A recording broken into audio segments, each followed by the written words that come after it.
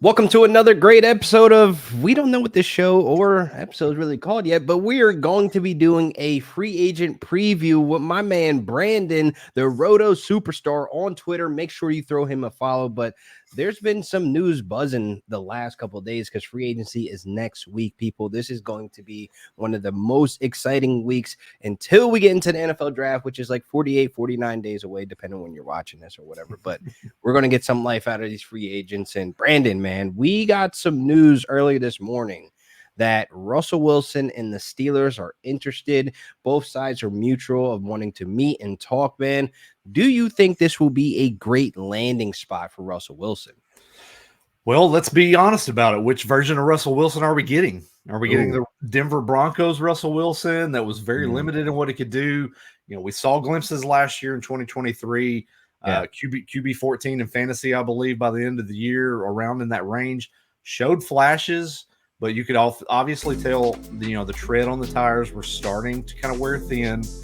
But if we can dial it back and get a little bit of those glimpses of Seattle Seahawk Russell Wilson mixed in with that skill set group that he's got with him in Pittsburgh, there's some things to be intrigued by there. I think there's definitely a QB possibility, spot starter in certain weeks, depending on the matchup. Yeah, there's some intrigue there.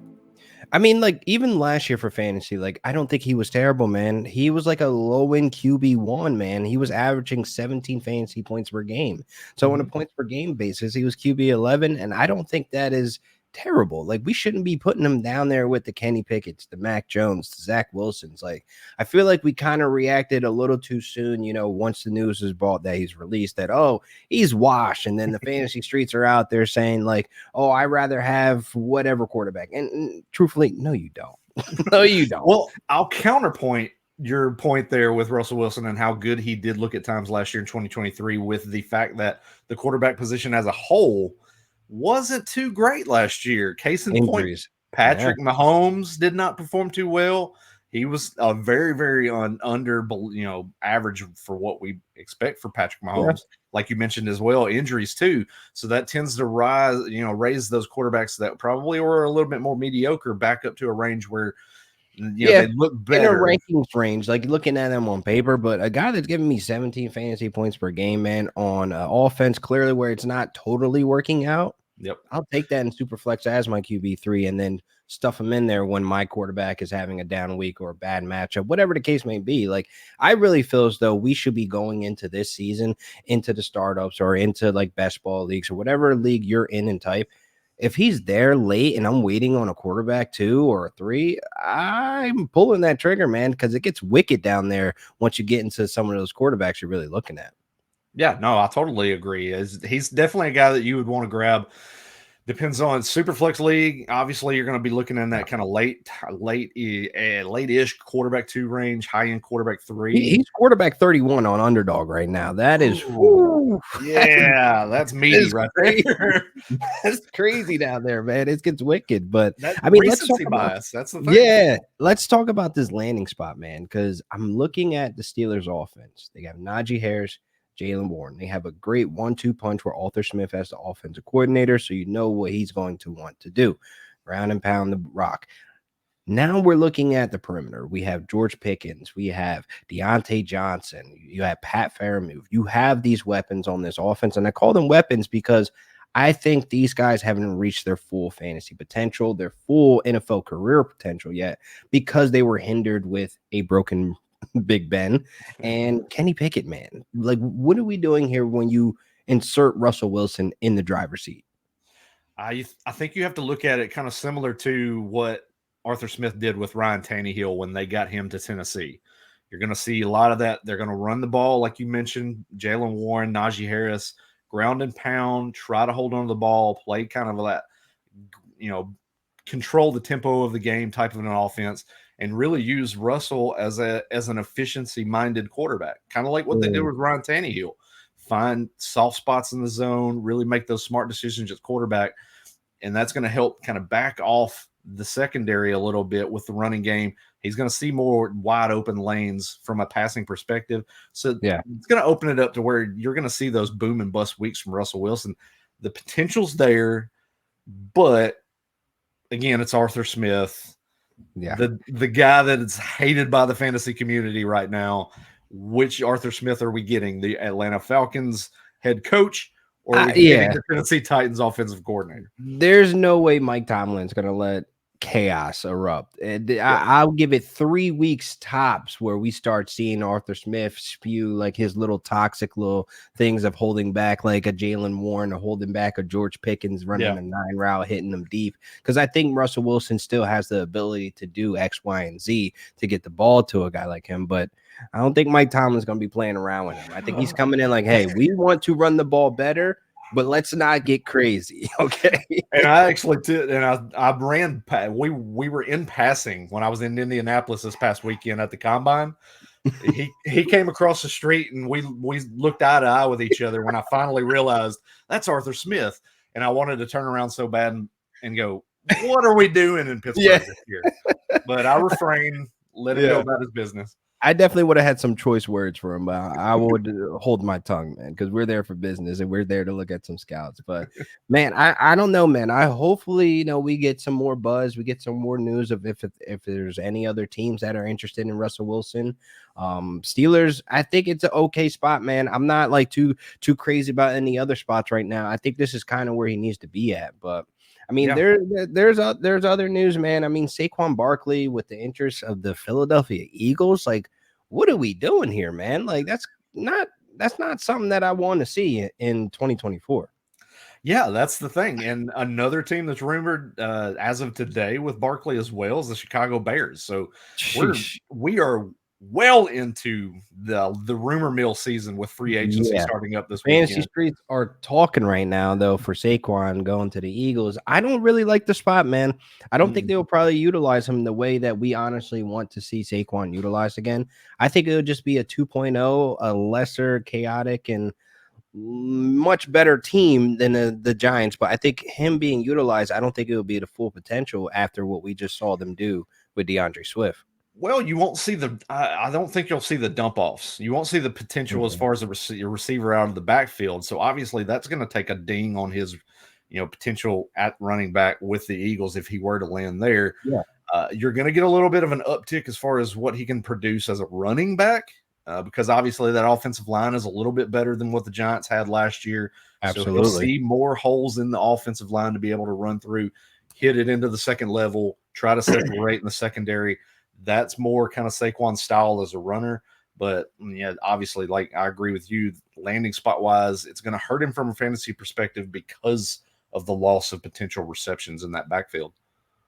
Yeah, man. And like, I think we would probably see him take a hit too, especially with Jalen Hurts, the tush push, red zone opportunities.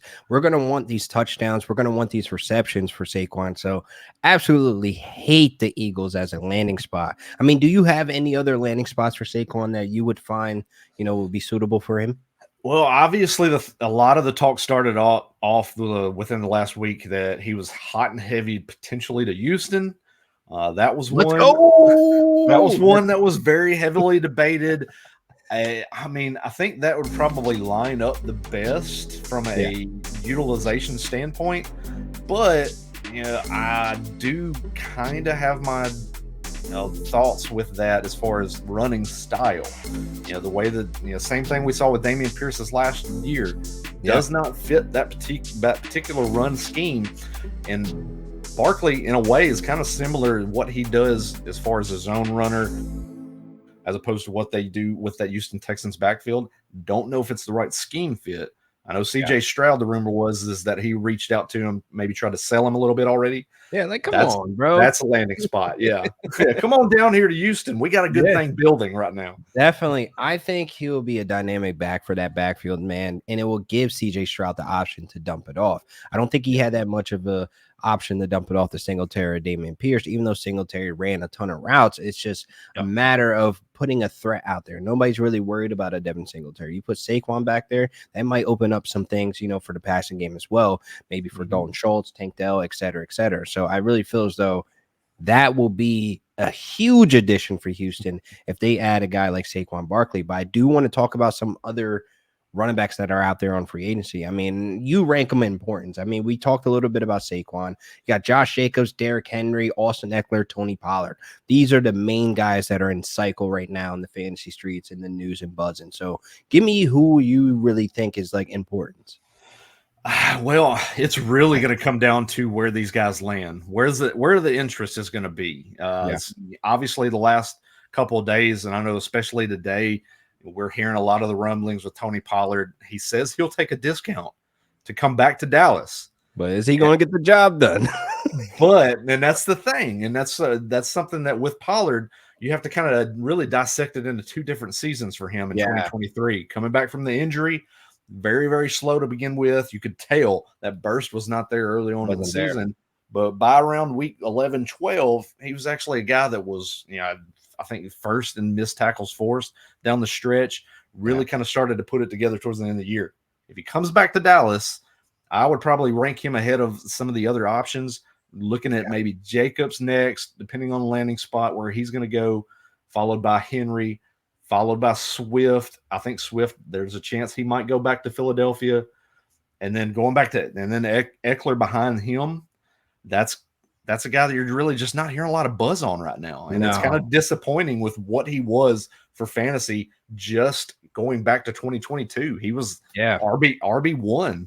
Same thing with Josh Jacobs and Saquon. These were good years for these guys, man. And I think it was the big contract year for these guys to say, hey, you should pay me for this. This is what I'm capable of. I'm not going to put my body at risk if I'm not going to have a contract lined up. I mean, that's kind of what we saw out of Saquon and Jacobs this year. I mean, Saquon's season was basically over in his head, in my opinion, once Daniel Jones was hurt.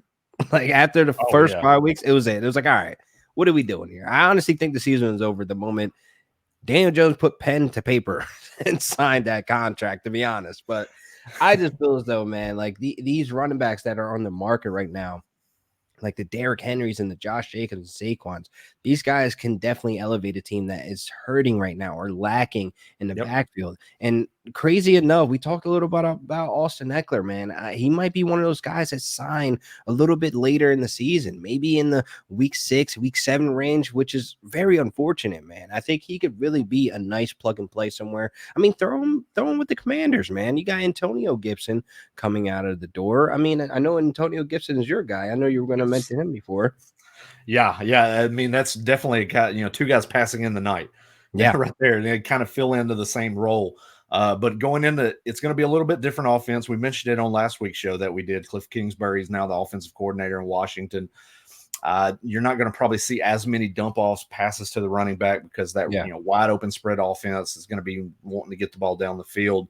I think that's going to be their go-to, depending on the quarterback that they bring in from the draft. For me, Eckler is going to be a guy that I think he would be a prime guy to go to, like a Minnesota. He's going to spell and split time with a guy like a Ty Chandler. Ty Chandler can kind of cover those early down rushes. Eckler comes in on passing downs, and even still, you could put him in a situation. Depends if he wants to look for a team that he wants to win, or if he's looking for an opportunity to go play. You put Eckler in Carolina to help Bryce Young in that situation there, kind of help that quarterback learn. Hey, I'm coming out of the backfield. Hit me right here. Hit me right here. That's a situation too. Like I said, it just depends on what Eckler wants to do. You got a nasty situation down there in Carolina, man, with Miles Sanders' contract. And I like Chuba Herbert, but I understand him and another guy that I like, Ty Chandler. They're not safe, man, especially, with this strong free agent market. I mean, I think they will be safe, with this draft class of running backs. But this market, like how you were saying, man, it could really just turn right upside down for these guys. And that's the thing. And I've mentioned it over and over again on Twitter as well. This running back class is the best free agent running class we've seen in quite some time, combined with one of the lesser valued running back classes in the draft. So you're put in a position now with the GMs and the owners looking at this before the draft free agency starts. You have to make a decision. Do I want to go get this guy that's going to help my team? Or do I need to wait and try to work the draft a little bit? So it's going to be crazy to see how these dominoes fall with these guys that have proven they can get it done in the NFL. but they're going to desire a little bit more when it comes to the contract. And exactly, we've seen that in the league the last few years. That value is depreciating with the running back position, and it's going to force their hand this year. Yeah, and you mentioned really too, just to bring Antonio Gibson back into the discussion, that's my sleeper. That's my guy. Nobody's really talking about Antonio Gibson in this class with the free agency running backs. Yeah. Go back 2 years ago. This guy's an RB1 in fantasy. Injuries start piling up, change of offensive mindset, bringing in Brian Robinson into that backfield. He kind of got phased out of the offense. Heck, what was the talk early on last year in training camp? He was returning kicks. Yeah. The team gave up on him. And I think put him in the right position. Put him in a team that's going to utilize him not as the main back, but a guy that's going to split time, similar to, like, let's say an a la Jerome Ford with Cleveland. In a role like that he can have that value. And also if the other option in the backfield gets hurt and comes out, he's proven that he can hold up to the workload given the right opportunity. I think he's a sleeper in this class with the free agency running backs based on landing spot. No, I love that, man. I mean, honestly, him and Eckler should just get together and like, hey, let's just switch spots, man. Because honestly, I like it. I mean, you get him over there, he could be an instant contributor, man, in that passing game for Justin Herbert or whatever they want to do. Because he was okay as a runner, and I feel as though the Brian Robinson Jr. addition kind of just like separated the roles of like, all right, you're gonna catch the passes and you're gonna be the ground and pound and runner, on first and second down, which is okay for a scheme that's actually working though. But I really feel as though he needs a second shot. I'm not giving up on Antonio Gibson either, man. I'm right on that hype train as well. But yes, let's transition to these wide receivers, man. I mean, these wide receivers, there's some buzz going around. I mean, the one that just keeps popping up on the timeline is Calvin Ridley, man. And like, is he returning back to Jacksonville, or is he going to be somewhere else? Once the 2024 season starts. Well, that comes down to the front office is the important thing, because it comes down to this right here: draft picks and money. He's gonna want a pretty penny, man. I tell you that. Because they bring him back. What was it? They owe the Atlanta Falcons a second-round draft pick if they bring him back. Whereas if he leaves, they don't have to give that draft pick up. I believe they'll have to give up a third-round pick. So they're maybe something like that. I believe that's what it is. So that's actually going against Calvin Ridley return to the Jacksonville Jaguars, even though they've stated that they like him, they'd like to bring him back. Yeah, didn't fit though. Like, and that's the thing. If you look at the efficiency metrics, his efficiency numbers were not that great last year with the Jaguars, but he still produced some numbers, and it was very up and down. It was a roller coaster ride with Calvin Ridley.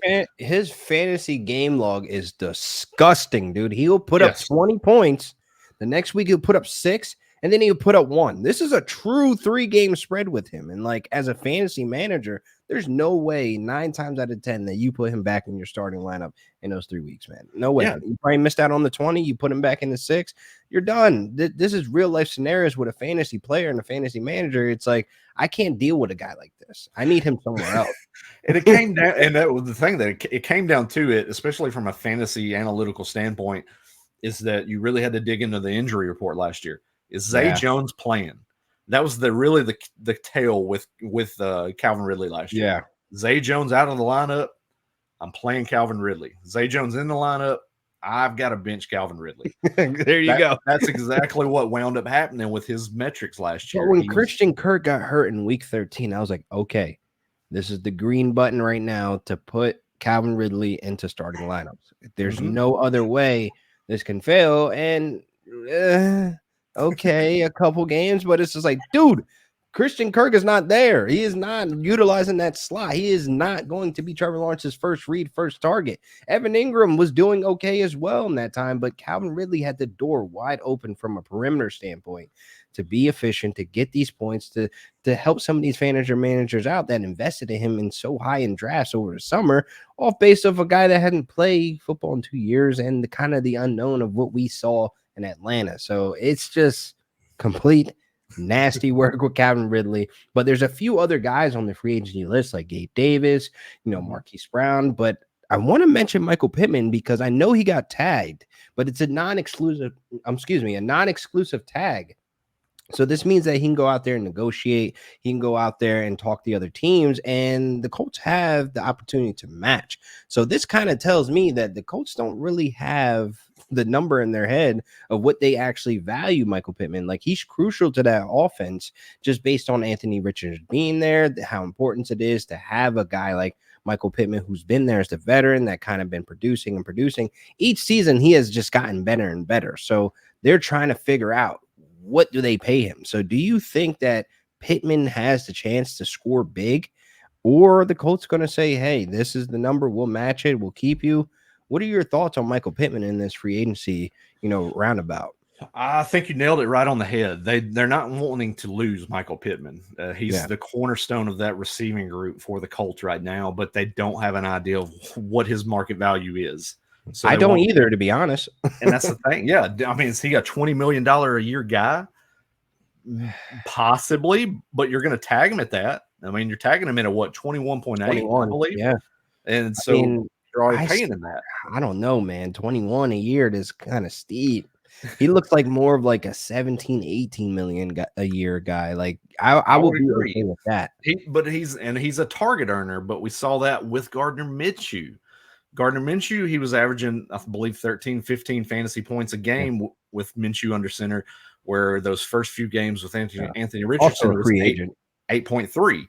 Yeah. So that's kind of a big tell. What's that rapport gonna be like with Richardson? Is it gonna grow? Are they gonna work out together in the offseason, really develop things better? I think the Colts are going to stand firm with Pittman. He stays. They're just trying to work through the details right now to figure out how much his extension needs to be, years and dollar amount wise. But he's not going anywhere. He's going to stay that kind of tier right there, that low end wide receiver 1, high end wide receiver 2 in fantasy. I know a lot of dynasty managers are hoping that he stays, because honestly, I'm not quite sure where he will go, where he'll be able to earn these targets and produce the way he'll be able to produce in Indy. But I mean, there's a couple other guys that are free agents, but there's one guy that isn't getting much buzz right now. I mean, we mentioned it before off air, but you want to talk about him a little bit? That's Tyler Boyd. Tyler Boyd out of Cincinnati, free agent. I think this is a guy that's kind of really flying under the radar right now. We've seen him produce. He's produced in the NFL. He's been a guy that's been relied upon in that Cincinnati offense for years, until the emergence of T. Higgins, Jamar Chase. As they brought those players in, he took a little bit of a step back, obviously, just from a talent standpoint. But we've seen it even with those guys on the field. When they get injured and they come off, Tyler Boyd's been a guy that Joe Burrow has relied on in a pinch, kind of a security blanket type of a receiver. I think that's a guy that, landing spot wise, is going to be a guy that's going to really kind of make hay in this free agency class. I think he's going to land with somewhere like, I've had a gut feeling that he could land in Tennessee with the Titans. Is it an amazing landing spot? No. It's a safe landing spot, especially for a floor if we're looking at for fantasy, because the Tennessee Titans, the wide receiver door is wide open outside of DeAndre Hopkins. So I think he could find a nice role there and carve it out to bear. I would say nothing crazy, like maybe 10 to 12 fantasy points per game, being that he'll be the second option in an offense. That's not terrible. That's not bad. No. I could see that happen. I mean, for Tyler Boyd, I've always liked him, man. Whenever T. Higgins was down, I could rely on Tyler Boyd, running up that slot to produce some type of points. He's always been a guy I just targeted late in drafts where I'm like, I know I'm going to need him at some point. I'm going to get him on my roster. It's an offense where he has scoring opportunity all the time as well. And I think Tyler Boyd, for me, to be honest, I kind of like him with Buffalo. I know Khalil Shakir's there. He's young. He's showing flashes. But I think that would be a nice little plug and play there, being that Tyler Boyd has been so many times in the slot, running hundreds of routes season after season. You give him another cheap option. You're not breaking the bank, because we just saw them clear house yesterday, man. Like, they're trying to find the money, and I think they could find the money for Tyler Boyd on like a 1-year deal. Yeah, no, that's another good landing spot. Get him in an area with a good quarterback, solid quarterback play. Be able to run those short to intermediate routes over the middle. The only thing that might be a knock on him there is because that's going to be, they're going to butt heads with Dalton. Yeah, it's going to be Kincaid. Him and Kincaid are going to be running similar routes, crossing patterns against each other over the middle. A good scheme, man, you will find a way to get guys that are good at what they do. So I Correct. understand fantasy wise, they may bump heads, but real life football, man, I think Tyler Boyd would be a nice addition for Josh Allen because they're not going to break the bank to go get a T. Higgins. No. They're not going to break the bank to get a Calvin. Really, I don't see this happening for Buffalo. So they need to really look at their options in some of the areas that where they're lacking. I tell you what, Josh Allen, man, him and Cole Beasley looked good in those days when he was targeting the slot like that, man. Cole True. Beasley had like 100 plus targets a game, and this is even when you had Stephon Diggs in the building. So I really feel not 100 targets a game, 100 targets a season. I just caught myself saying that. You didn't even help me out there. Hey, I was like, man, that's me. That's me on Madden right there. Target the same guy over and over again. Just woof. Just mashing the buttons. But man, oh my God, Tyler Boyd, man, I really hope he lands somewhere though, man, somewhere that he'll be utilized properly, and we could get some Tyler Boyd and over the summer. Yeah, I think he's that solid guy that's just he's not going to cost you a lot. You can bring him in, you can rely on him as a wide receiver 2, possibly even wide receiver 3, just depends. But it's just the perfect marriage. Even if we look at the running back position with his free agency class, the wide receiver class, perfect marriage with the draft class. The wide receiver draft class is so deep that it's going to put a lot of pressure on these GMs and owners to go, do I want to pay for this guy at the top of the wide receiver free agency class, or can I find that guy that's a similar fit as a rookie that I'm going to be able to control better with the contract and with the money that I can bring in, and I'm not going to miss a beat. That's the interesting domino and chess playing that we're going to see over the next few weeks with the NFL and free agency starting. It's going to be interesting, man. But last but certainly not least, we had some tight end news in the last couple of days. Dalton Schultz returning back to the Texans. They had a 1-year deal approved on him. Now he's there for 3 years. Don't quote me on the numbers. I think it's 70 plus million. But we're looking at, Dalton Schultz now as a guy that is a useful, utilized, tight end that can get you 500-600 yards. I'm not looking for him to be an actual fantasy weapon, but he'll be in that tight end 2 range of where he'll get you what he gets you when your star tight end is off, on bye week or injury. Do you agree? I agree. I probably am a little bit higher on him currently. I think I've got him at the tail end of wide receiver or the tight end range right now. Is it the money? You're following the money? Following the money, you got to believe in the money that they're paying him. They liked how he fit and how he developed with Stroud. Yeah. I mean that development with Stroud. Over the summer, the reports were saying Dalton Schultz and CJ Stroud. I mean, CJ Stroud was saying he is his best friend. He's been finding him security blanket, whatever you want to call it, but he's been finding him long downfield as well and passes 10 plus air yards. He's been able to find and kind of rejuvenate Dalton Schultz's I would say talent, because I feel when he was in Dallas, we always had, Fergie on his back, just I'm right behind you, bro. So it was just we kind of seen a huge fall off of Dalton Schultz. So it kind of rejuvenated his career where I really feel as though, Dalton Schultz is going out there and you have to watch him across the middle. Right. Yeah. And that's the thing. He signs with Houston last year and everybody's going, oh man, he's Houston. It's an ugly situation. I'm not expecting much. And he comes out and he's a tight end 1 in fantasy. So I think you ride that momentum with him, follow the money, like you said. I think he's a guy that you can get if you don't want to go early in drafts to go after a guy like a Dalton or Kelsey, Laporta, those guys that are going to be at the top. Schultz is your guy. You can wait a few rounds for him. He's going to be that solid, he's going to get you those 4 or 5 catches every single week. Going to be consistent. That's all you really need, bro. That's what you Especially need. in a tight end premium. I'm good. I'm Gucci. I'm just chilling with that. And the only thing I don't like with Schultz is the just utter disrespect he gave the Cowboys organization yesterday. I wasn't going to bring it up. I was stumbling my words. I was going to bring it up. I was like, there's not much distractions now. Yeah. I ain't got guys tapping on the window while I'm lifting. It made it seem like a zoo. I don't know. I never been to Jerry's World or the facility of training, but I kind of believe it, man. It's exactly what it looks like. I was there over the summer, did the tour of the stadium and everything like that.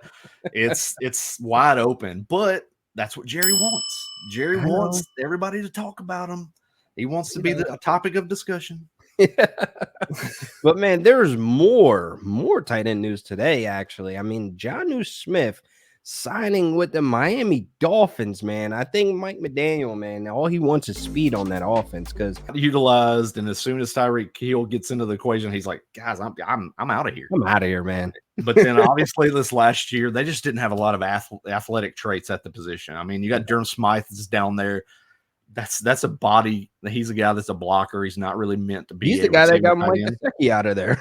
Exactly. It's killing him in snap percentage. Like, so now you want to know, like, hey, is this going to be? We're bringing in Jonnu Smith. Is he going to be the guy that's going to be split off away from the line, or are we going to utilize him as a blocking tight end? I think really going to put it to the test. He's going to have a whole bunch of fun with Jonnu. Yeah. This was the landing spot where I was just like, oh my God, we might be back, baby. It might be Jonnu season. Let's go. Like, man, like it was, I literally was like saying, you know, once they cut him, I was like, yo, Rams, get on the phone. It's about time we get back to an athletic Gerald Everett, a Jared Cook type, a guy that can just go out there and make plays, break tackles or speed. That's what we need. Love Tyler Higbee for what he is there for. I love him as, you know, baby Grunk. They used to label him or whatever the case may be, but the time has passed. I want Jonnu Smith type tight end next time we go out there. I mean, listen, man, there's one tight end that I feel like is not getting enough buzz. Like, I wonder if you know why. Like, I mean, Noah Fant, man, is he a tight end bust now? Is he just going to be jumping from team to team, like kind of like a OJ Howard? Or is this the perfect time in free agency where he could find a spot and kind of carve out a role to actually be a tight end one? Yeah, I think he's a prime example of a guy that's just not been utilized correctly. You know, Pete Carroll, they had him in Seattle over the last couple of years, and it's just not worked out well. But it's also, too, because there's so many tight ends, a lot of competition there that he had to fight for targets with, and it just didn't work out. And I think he's going to be a guy that you might see probably take a lesser deal and potentially go to a team like the Chargers. Yeah, the Chargers. I said the other day, maybe the Saints. I mean, I could see him going down there. You know, Derek Carr, he needs a weapon. You know, I think Jawan Johnson. I mean, he's a guy. He could show up sometimes, but I think Noah Fant, he'll be able to like carve out a role over there in New Orleans. But I do like the Chargers, man, because I don't know if they're going to get Bowers. I don't know if they're going to do that investment at that early in the draft. I mean, sounds good, but I don't know. Yeah, I mean, they could go, like, I've kind of had Joe Alt as a pick for the Chargers there early in the draft. I mean, who knows that route? Keenan Allen. Keenan Allen's probably staying, but we don't know what Mike Williams, so they need, weapons over there. Josh Palmer, love Joshua Palmer, man, since he came out of the draft, man. He's a dog, too. So they have some options there, but I'm not mad at the Chargers for Noah Fant, man. I think we should start beating this drum to get him over there in L.A. Very similar play style to a Gerald Everett. Very athletic, can get down the field, run the seams. I think it's a smooth fit and a smooth transition if Everett moves on and does not come back to the Chargers. Yeah, come back to LA, bro. Yeah, come on back over there. Come right, Maverick. You're in LA, but come right over to the Rams. You know what I'm talking about. Stay in that same stadium. I don't know, man. We're known to bring people back. We bring back John Johnson. We bring back Darrell Henderson. I mean, why not, man? If the money's right and it works and you want to be there and you want to be happy, why not, man? Yeah. But, the rest of these tight ends, man, I'm not really interested for fantasy because not much fantasy impact. But these guys, the rest of these tight ends, I mean, Hunter Henry, Austin Hooper, Mike Gesicki. Gesicki's back on the board again.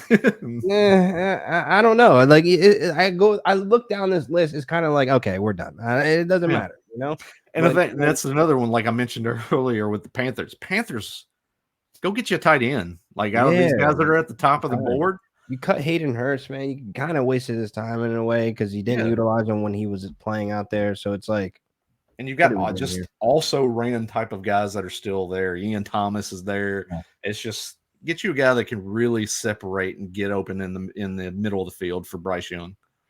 Absolutely, man. I agree. But that's all I got, man, for the free agency preview, man. This was awesome, man. This was our second time working together, and it's been smooth as butter, bro. I don't know. Maybe this turns into a thing, man. You already know where I'm at with it, man. Hey, this is real heat, episode 2, like I said. we're working on it. Yeah, we're exercising it. Yeah, we're looking for a trademark right now. What we're putting together with this one. I love that, man. It's been great working with you, Brandon. Tell the people where they can find you and what you're working on, man. Obviously, of course, at Roto Superstar on Twitter. That's where you follow me right there down here below. Of course, go and check me out over at Woo_fantasy as well, too. Going to start putting out a little bit more content through the podcasting side of things and some video. Nice. Usually around this time of year is where we like to kind of kick things up again. If you've not seen it yet on RotoBaller this past week, I did put out my review, risers and fallers from the scouting combine in which I attended this past weekend as well, too. So I'm jealous. Check that out. Yeah, it was good. Definitely a good time. Got to talk to some prospects. I'll be there next year, man. Break a little news out there, getting my stuff out there. So it was a good time. Definitely a great experience. Hell yeah, man. I mean, you guys know me. I'm on the timeline, Real Deal Fantasy, fire content only. I'm over at RotoBaller producing, putting out there a bunch of stuff that you guys will want during free agency. I just put up Russell Wilson. I got more stuff coming on the TikTok as well. And you guys can follow the YouTube channel, RotoBaller Fantasy Sports, man. Make sure you guys like and subscribe. And thank you guys for coming through. Peace. See ya.